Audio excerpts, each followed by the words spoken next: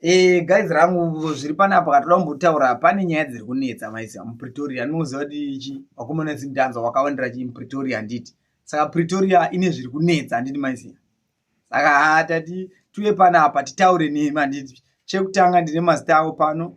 Ndina Castro 98, Single J, HD Mr. Right, Awiwiwo and Bronix komana wekuWest. Saka apa pane zvakaitika handiti. Kuti pane mukomana wekuWest wika awa anozviti Mr. Right Daddy Awiwiwo wangu ene chimoko chawo handiti.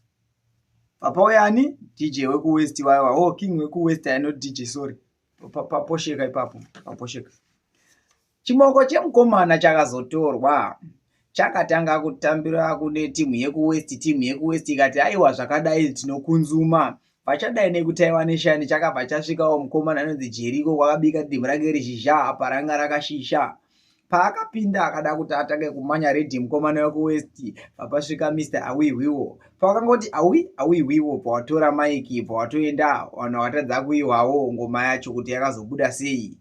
Ndatenda hangu sare mune zvakanaka ndini DJ Toa anokupai mahits every day. DJ Toa Entertainment straight out of Durban Massive Durban Empire.